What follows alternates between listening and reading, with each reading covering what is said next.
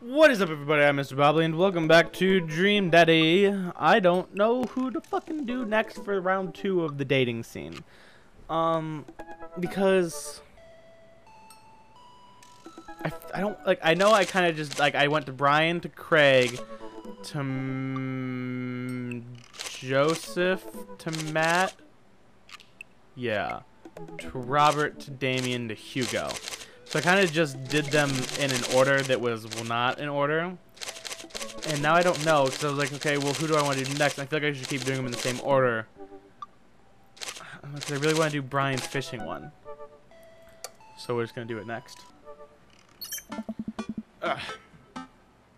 Oh, I have a message from Brian. Hey, Daisy and I are going fishing tomorrow. Are you in or out? Oh no, I've been dreading this day. I accidentally boasted about my abilities as a fisherman to Brian, and now he's challenging me to another dad-off. I've been doing my fishing research online, but I'm nowhere close to being an expert. Still, though, I have to accept. I head back to Brian. Sounds great, man. Super excited to catch all those fish, and my lawn could use another good mowing. That'll show him. Brian responds back, letting me know that tomorrow he'll pick us up at an hour I had previously forgotten existed. Man, that's going to be a rough start. Amanda comes into the room from the kitchen, eating a cheese stick by biting it off piece by piece like some kind of monster. I didn't raise you like that. What? It's called string cheese, not chompy cheese, for a reason, Amanda. Ugh. Did you just call me in here to criticize my controversial string cheese eating technique, or what? I probably would also eat string cheese if I had it like that. I'd probably just bite it and be like, fuck it. No, Amanda, we have to go fishing tomorrow. Well, you have to go fishing. I get to play with Brian's dog. How do I become a master of fishing overnight? You went fishing in the Girl Scouts, didn't you? Nope, my stint in the Scouts was brief and purely transactional. Thought I could get free cookies, but I didn't know what I had to do, like be outside and tie knots and stuff. But I have to beat Brian. Dad, let me tell you a story. Do you remember last summer how I applied for a job at the coffee shop across town? Give me a refresher. During the interview, they asked me if I knew how to work an espresso machine, and I really wanted the job, so I lied and said yes. On that first morning, there was a line out the door, and within half an hour, I severely burned my hand, and they told me to go home and never come back. I still have a scar from that. Of course I remember. What does that have to do with fishing? That burn is a metaphor, Dad. I don't get it. You can lead a horse to water. What do horses have to do with fish and burns? Dad, please, I don't get your obsession with competing against Brian. You wouldn't understand. It's a dad thing. Please try explaining it to me. Okay, Brian's he just thinks that he's so much better than me, and he purposely reminds me of that whenever he can. It's like he has to one-up me. I have to beat him at his own game. Is that what you think is happening here? No, Amanda. Okay, good. I know that's what's happening here. All right, Pops, we should both be getting some sleep. See you in the morning. Night, Panda. I brush my teeth and throw on some pajamas. I climb into bed and set my alarm and close my eyes. Okay, sleep. I am wide awake. I can't help but think about the last time I went fishing, hoping that there's something I can glean from it to give me an edge over Brian. I was about 9 years old. My dad woke me up one morning and told me to get dressed and meet him downstairs. It was still dark out. I had no idea what was going on, but before I knew it, we were both alone on a freezing cold lake. I had to sit there for hours while it got hot and muggy, the air thick with bugs. I picked at mosquito bites while my dad sat in stony silence, fishing pole in one hand and beer in the other. We didn't catch anything. On the long drive home, my father bought me a pack of cigarettes and didn't say a thing. That didn't help, and I think I have some repressed sadness about my father. I'll deal with that later. What? I'm sitting on a boat in the middle of a body of water. I can't see any land, but I know it's a lake. The water is placid and still. I'm holding a fishing pole. I don't understand why, but it feels like my life depends on catching fish right now. I cast my lure into the water and wait and wait and wait. My whole being is filled with hopelessness as I watch the line disappear into the depths below. I don't think I saved it. Also, I can clearly see land. I'm on a lake. You used the wrong lure. I look up and see my father, just as he looked that one cold morning, disapproving. I'm panicking now. I pull the lure up and try to grab a different one, but all the lures in the tackle box are the exact same. I look up to my father for guidance, but he's gone. I try casting again, but I can't hold my footing. My boat tips over and I fall into the water, sinking further and further. I see the multitudes of fish that have been lying just below the surface, all swimming around me as if to taunt me. One fish swims up to me. He has Brian's eyes. You gotta use a neutral buoyancy lure if you're trying to catch trout, buddy. I jolt awake to the sound of my alarm. It's fishing day. That would explain the weird dream. I groggily slip on clothes and get ready. I spot Amanda's door half open and see her still curled up in a mountain of blankets. Walking over to her bed, I give her a tiny kiss on the forehead. Fishing day, kiddo. You ready? No. Well, you gotta get up. I can't do this without you. Also, stop sleeping in your clothes. Amanda pulls her comforter over her head. Never. Amanda! I'll get up in a minute. Alright, Brian should be here in 20, so you better not just go back to sleep. Amanda sticks her hand through the blanket to wave me away. I leave her room and make myself some coffee and another cup with lots of cream and sugar for Amanda whenever she gets up. Amanda eventually wanders in and chugs her coffee while I do word jumbles. I hear the doorbell ring. That must be Brian.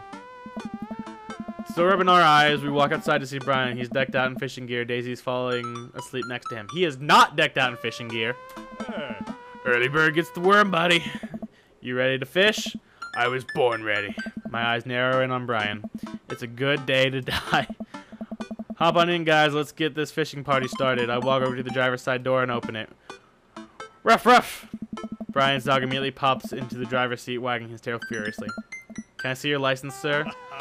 Maxwell, let Wyatt sit. Maxwell obediently hops into the back to cuddle with Daisy. Amanda settles in next to Maxwell, and Daisy immediately falls asleep. You ready for an adventure? I'm ready for glory. Oh, God. I struggle to stay awake as we drive to the outskirts of town. Country music plays quietly from the radio as I watch trees pass by. I hate country music. So where exactly are we headed? It's about an hour north of here. A little spot I've been going to since I was a kid. My dad used to take me there all the time. I don't think anybody else knows about it. I brought everything we need so that we can catch some trout, have a nice little fire, and enjoy the nature. Trout. Oh, I forget what he said already. You need like a neutral or whatever. I'll remember when I see it, probably. My fishing pole is in the shop, getting it tuned up. Do you maybe have an extra I could borrow? But of course, it's probably not as nice since it sounds like yours is, though. Right. I'm digging a hole here. I stare out at the forest lining the highway. The sun is just barely over the horizon, scattering dusky pink light through the trees. For a split second, I spot a deer grazing on the side of the road before it leaps back into the brush. After a nice quiet drive, Brian eventually tells me to pull up the highway and onto a dirt road. The car bumps along until we reach a clearing that opens up to a magnificent lake. Well, here we are. I step out of the car and help Brian unload our gear as Maxwell runs around us, barking. The kids wake up and wander to the shore, where Daisy tries to teach Amanda how to skip rocks. Brian and I carry the tackle boxes and Cruella down to the edge of the lake, where he has a canoe waiting. Ah, great. It's still in one piece. Hold on. Help me out with Maxwell. I help Brian place a tiny dog-sized life vest onto Maxwell. Woof, woof! Alright, your turn. Brian hands me a lime green life vest. Maybe if I fall, you'll save me. I can swim. Thanks. Maybe if I fall in, you'll save me. Because I actually probably would say this to somebody I'm fishing with. If I fall in, I'm counting on you to rescue me. Shucks. Suit yourself. Brian turns to Amanda and Daisy, who are still skipping rocks. You kids want to fish? I'm good with just throwing rocks into the water. Amanda hurls a rock into the pond with gusto. Yeah, take that, water. Oh, that was Amanda. Yeah, take that, water. Amanda, you're supposed to be skipping them. Hey. Is that what we're doing? Daisy, don't you want to fish? I think catching fish is kind of inhumane. We're going to go explore the woods and look for bugs and stuff. Alright, be safe. Don't go too far. Brian puts the life vest around himself and we throw all of our equipment into the canoe. Maxwell happily jumps in and takes his place looking out over the front of the boat. I get into the canoe and Brian shoves off. We paddle together to get ourselves in the middle of the lake. Oh, this is an interesting perspective here. Most freshwater fish usually feed at dusk and dawn, which is why I had to get up so early. Yeah, I know. That's pretty common fisherman knowledge, after all. Fisherman knowledge that I am knowledgeable about. Still a gambling man? You know it. Let's see who can catch more fish. You can catch more than one? Sounds easy enough to me. What's on the line? Besides all the fish I'm going to catch, obviously. I was thinking something a little more high stakes than mowing the lawn. Custody of our children? More than that, let's say, if I win, I get your weed whacker. The Whackmaster 2000? That's what they called me when I was a teenager. That's a limited edition. That was a dumb joke. But if you win, you get my pull saw, the Reach and Cut 3000.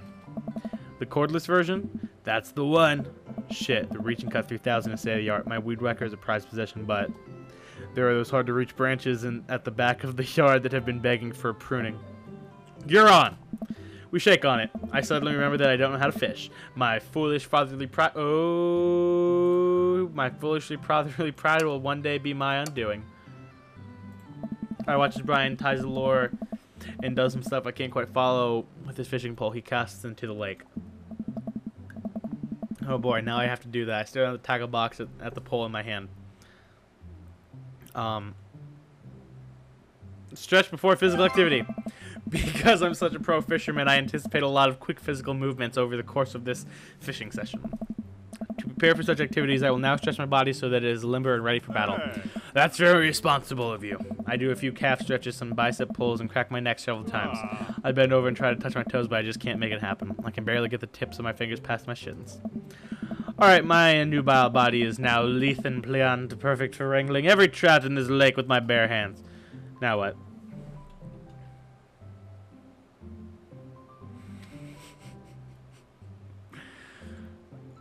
Tie a knot or something. I take my pole and try to tie an elaborate looking knot to impress Brian. The classic hunter's bend. I learned that one in my youth. Yep, this one isn't coming apart anytime soon. With this knot, I will cast my heavenly line upon the unsuspecting water and deliver unto us a bountiful harvest. I'll look over to Brian. He doesn't seem to be paying attention. Let's cast this sucker. I pull my rod back and launch the lure as hard as I can. And the lure flies off of the line and sails far away, landing in the lake with a loud sploosh. Sorry, I judged the wind speed wrong. This cold air drives the pressure down. Ha! Go ahead and take my pole. I know it's hard switching to a new pole you're not used to. I'll fix up another lure. Brian hands me his pole with a smile, and I just sit there feeling like an idiot. He knows I'm bad at fishing. There's no way he doesn't know this. Oh god, it's a minigame. Fishing around here is easy. They grow up. All you gotta do is line up 3 of the same species and reel them in. I need to match 3 of these the same species, huh? I can't tell them apart. Match that fish. What? That's a bullhead catfish. They're a bottom-dwelling evasive species now found. Oh god. Okay, I get it. Now you're fishing. Oh, this. I'm not good at these games. Nice catch. What? Okay. They all look so fucking similar. Are you kidding me? Nice catch. Match of the day. Match of the day. Shit. Get out of here. Oh god. Oh, this sucks. Are you kidding me? Is that not what I thought it was? Match of the day. Rainbow trout. Shut the fuck up, announcer man. You're not helping me. Now you're fishing. Rainbow trout. Oh shit, I just got a thing. Oh, I need one of those. I need another combo here. I can't fucking see any though. Why do all these fish look the fucking same? Oh god, it's bad. It's bad. It's bad. I can't. I don't see one.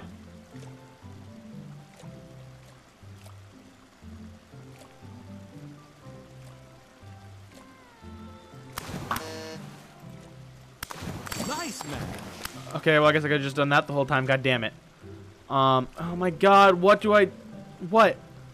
Oh, those are telling me where there's things at. Are they?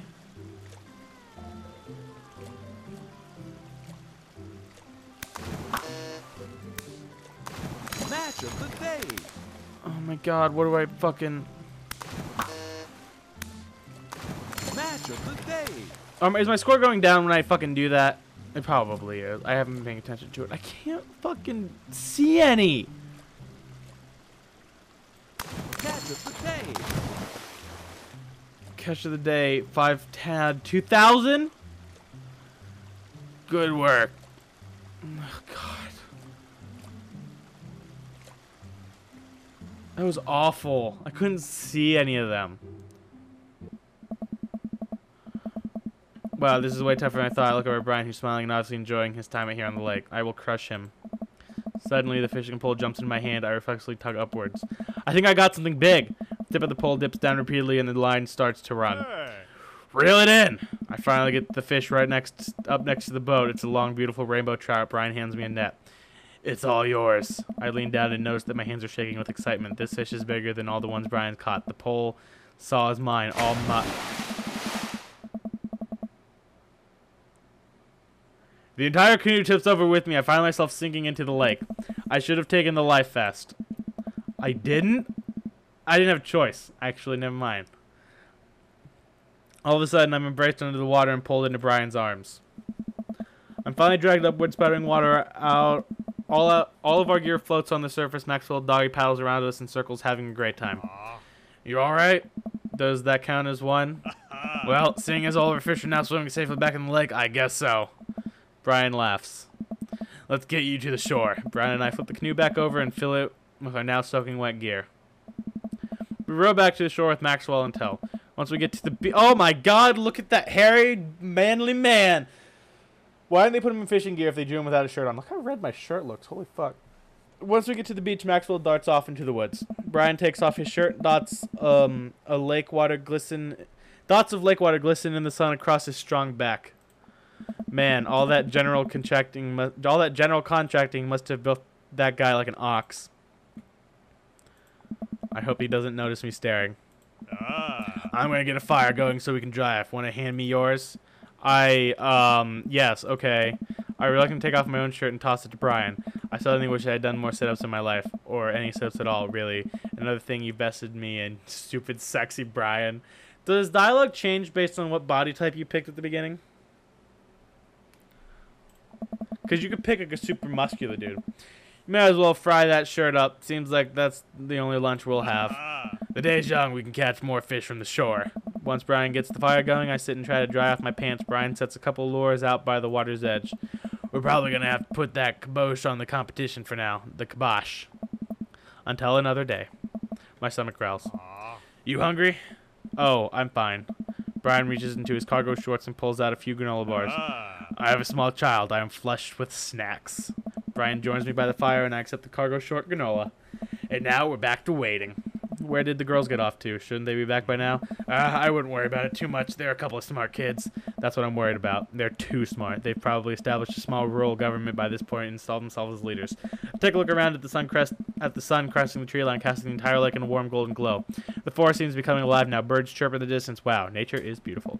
A mosquito bites me. I slap my neck and curse. Nature sucks. Here you go, bud. Brian hands me a bottle of bug spray. I begrudgingly take it and douse myself. Ugh, I always hated how this stuff smells. Really? I've always kind of liked it. Reminds me of being outside. Reminds me of my childhood. Maybe you and I have different sentiments on the outdoors. Maxwell comes bounding up to me, a huge stick in his mouth. He drops it at my feet and looks at me expectantly. Throw the stick towards the woods. I hurl the stick as hard as I can towards the tree line. Maxwell bolts after it, running as fast as his stubby little legs can carry him. Which, consequently, is not very fast. It is very cute, though. Nice throw, Wyatt. And I turn away so he can't see me blush. Maxwell brings the stick back to me, clearly proud of himself. Good boy, Maxwell. You're a very good and speedy boy. You're the world champ of fetch. It's time for the pets. What's the plan? Butt pats never fail. Scratch behind his ear. Rub that belly. Maxwell rolls over and lets me rub his belly. He wiggles on the grass, clearly loving it. Shucks. I just kind of okay. I feel like a bit of a third wheel here. Where are my belly rubs? I'm so flustered I can't really say anything. I just focus on petting Maxwell and hope Brian doesn't notice how much I'm sweating. While I'm playing with Maxwell, fish begin routinely pulling on Brian's line. I watch Brian effortlessly fillet the fish, squeezing a bit of lemon on them and frying them up in a cast iron pan. Before we know it, we have a feast fit for a couple of shirtless dudes. Amanda and Daisy emerge from the woods, looking unscathed. Whoa! Dad Bod Patrol, I'm going to have to issue you both a citation and demand you both put your shirts on. There are children present. Brian tosses me my now dry shirt. I pull it over my head, thankful that I will no longer be distracted by Brian and his pecs. Where have you guys been? Studying entomology. What? Huh. We were playing with bugs. Huh, I was expecting you guys to be more covered in like mud and stuff. Daisy looks offended. What do you take me for, a child? Amanda puts a hand on Daisy's shoulder. Dad. Right?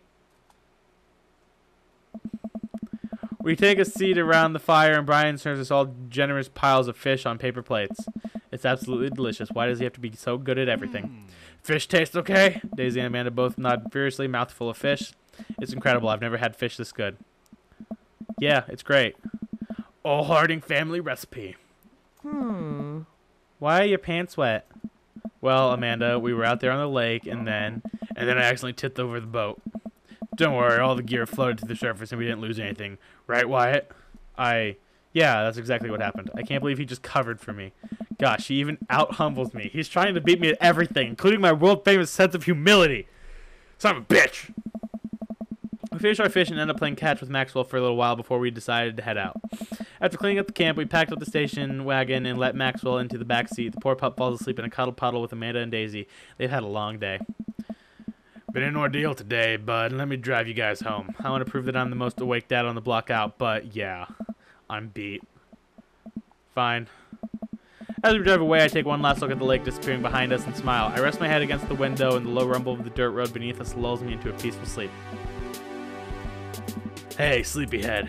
I opened my eyes and realized that I had dozed off in the car. I self-consciously wipe a bit of drool off my chin. Oh, hey, I was resting my eyes. Just in case we would suddenly have to jump into any sort of conflict, so I'm super awake for it and ready for a fight with my strong arms. It's all good. You earned some rest, buddy. Thanks for coming out with us today. I had a lot of fun with you. Thanks for inviting us. I also had fun, actually. Glad to hear it. Take it easy, yeah?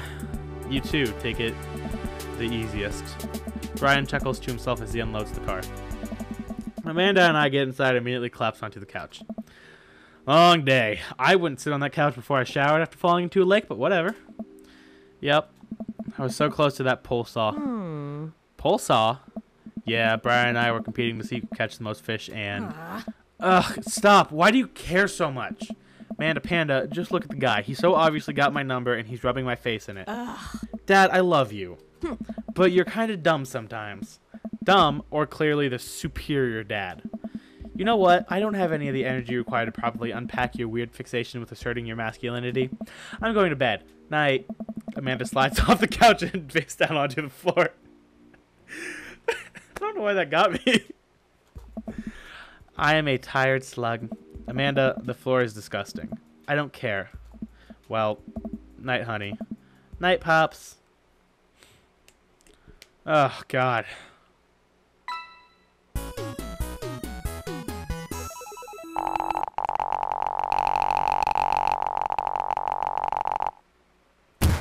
That's a 10 out of 10 if ever I've seen one. Yeah, friendship. Fuck yeah. Dad snark. Halfway. Rivalry. Fuck yeah. Hawaiian shirt. Fuck yeah. Shirtless. Corgi. Fuck yeah. I need to get a Hawaiian shirt. I think I said that last time. Sophomore. 2 out of 3. Wait, I didn't go to dad book. What the fuck? Well, it's been a long day. I'm just about ready to pack it in. After a few bites of ice cream from the freezer, I turn off all the lights and walk down the hall to my room. I wonder if Amanda's still awake. That kid needs some sleep. As I pass the room, I can hear a faint sound, but I can't quite make out what it is. I get a little closer. Is she crying? Oh God, it's gonna get sad.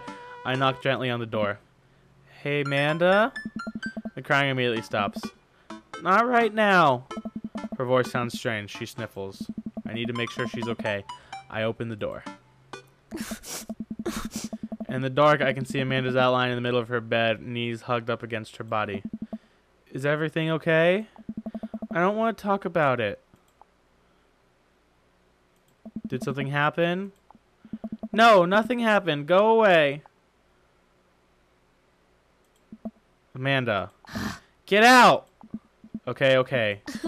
I quickly leave her room and shut the door behind me. Once the door closes, I can hear her crying again. Wow. What is her so upset? She seemed fine earlier. She's usually so open with me. Did I do something wrong? Is she mad at me? I guess if she wasn't before, she definitely is now. I can't even remember the last time she snapped at me like that. I have a hard time falling asleep, but when I finally do, I'm still thinking about Amanda. After a long night of very little sleep, I roll out of bed and make myself a pot of coffee. Amanda should be up for school soon. Maybe she'll be willing to talk about whatever's bothering her. About 10 minutes before she's supposed to leave, Amanda comes out of her room and makes a beeline for the freezer. Morning, Amanda. Morning. She drops a frozen waffle onto the toaster and slams the freezer door. She won't look at me. Yikes. So, anything big going on at school today? No. Okay. Do you need a ride to school? No. Want some coffee? Amanda pulls the toaster lever up and takes her still freezer burned waffles out before it's finished cooking. I have to go. Amanda picks up her bag and storms out. Oh. Okay. I haven't seen her act like this in a long time. It's usually short-lived, but it always... Whatever. I didn't read that. Fuck. Hopefully this blows over and things are back to normal soon. I sit back at the kitchen table and look at a picture of Amanda and I hanging on the wall. If I'm in it, I'm teaching her to ride a bike. Her face is a mixture of excitement and pure, unadulterated fear. I remember how determined she was. Every time she would fall off and scrape her knees, she would get back up and try it again. Finally, I had to stop her because she was bleeding everywhere. Then she started to cry because she didn't think she needed bandages, and I wanted to keep trying. As I put the bike away, she just stood in the middle of the street and screamed. Then I took her for ice cream, and it was like nothing even happened. After giving it a bit of thought, I decided that if I force her to talk about it, I'm only going to make things worse. But I have an idea. I start rummaging around for ingredients. I hear Amanda walk in the door. Instead of heading for the kitchen like she usually does, she makes a beeline for her room. She's clearly trying to avoid me. Hey, Pumpkin? What? Can you come here for a sec? There's a moment of silence. Yeah, I wanted to say sorry about last night. I'm just worried about you, kiddo. I get scared when I know something's wrong, and I get even more scared when I feel like I can't do anything about. Dad, So just, whatever it is, and you don't have to tell me if you don't want to, but whatever it is, just know that you have a dad in your corner who wants you to be happy. Honey, you know I'm bad with words, so I was hoping I could speak a language we both understand. I pull a cake out of the refrigerator and place it on the table. Hopefully the frosting has set by now. Ta-da! Dad. It took me a really long time because I ran out of red frosting somewhere around sad and had to start over, and sorry you're sad, but I support you 100%. This is beautiful. It's strawberry. Amanda gives me a big old hug. I grab some plates and forks and serve up some delicious cake. So, it's really stupid. What is? This whole thing. I know I've been really weird lately, and I don't even know how to explain it. I feel like I might have to make you a chart. I'm listening. Do you want me to take notes? I guess I should start from the top. So you know about how Emma R. is going to that fancy art school in California, right? Emma R. The one, oh God, I don't remember! I think Emma P. No. Hey! You got it! Wow, proud of you.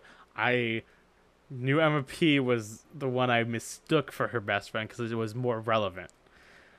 Proud of you. Anyways, ever since she got her acceptance letter, I've been feeling like she's drifting away, you know?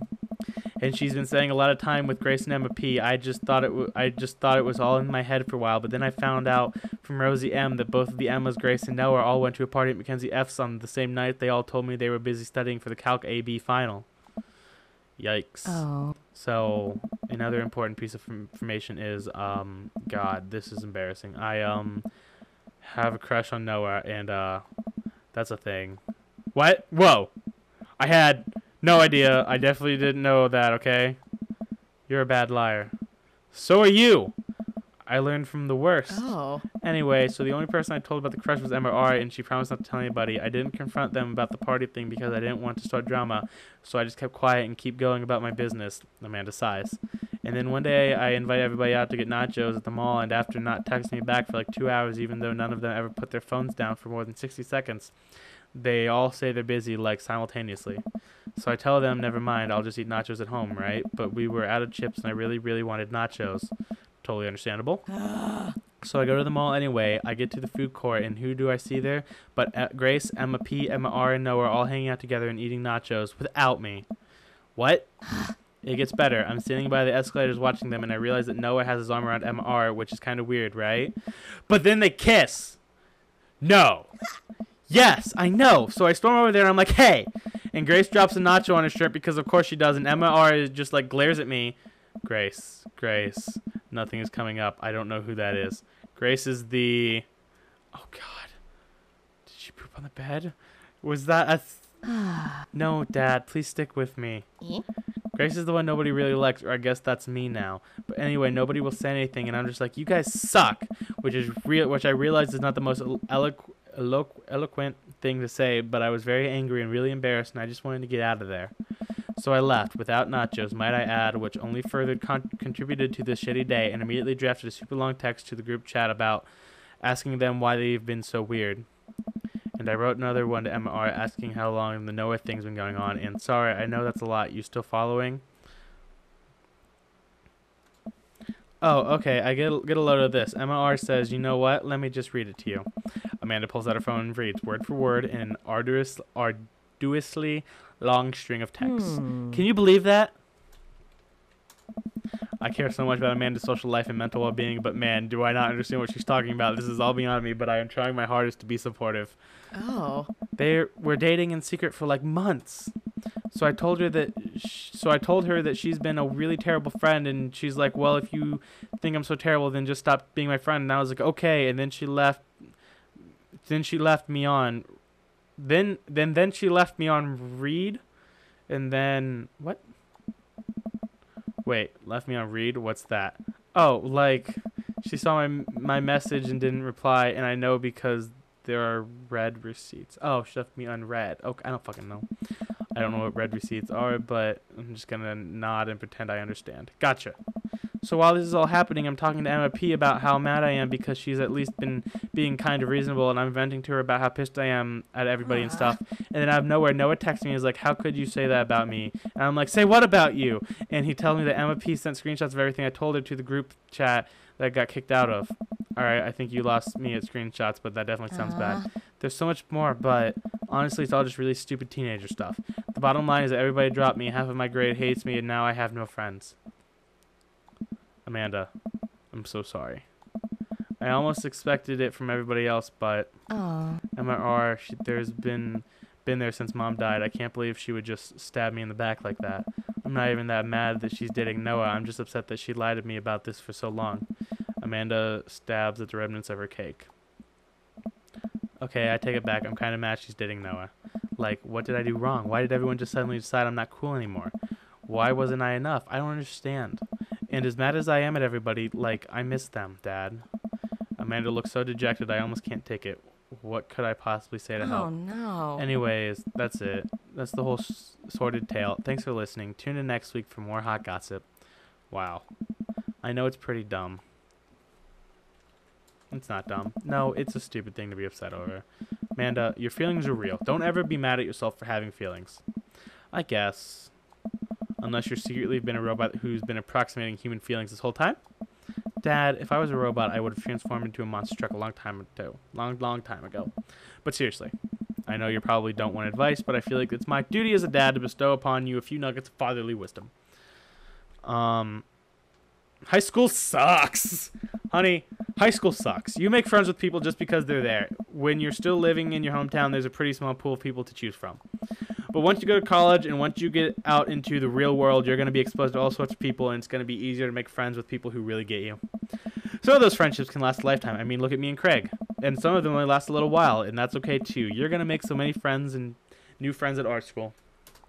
Ultimately, I think it says way more about their character than it does about yours, because you're amazing. If they can't see that, well, that's their problem.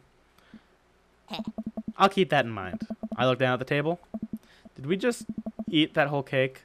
Yes, we did just eat that whole cake. Well, good talk. Amanda gets up to go to her room. Before she closes her door, she turns around. Hey, Pops? Yeah? Thank you. You are always welcome. Love you, Amanda. I love you too, Dad. That was a weird thing to hear. I'm just gonna let that one go. Alright, well then. That got really sad. God, high school sucks. High school's the best 4 years of life. That's bullshit. Oh my god, it's just full of drama. Because I remember my friends from high school. And like, we tried to stay connected, and then it just like, people went off to college, and it just didn't work out. Oh man. Anyways. I'll pick a round 2 next time. So thank you all so much for watching. Hope you enjoyed. Please like, comment, and/or subscribe, or don't. It is up to you. You are an independent person after all. And I will see you all latest.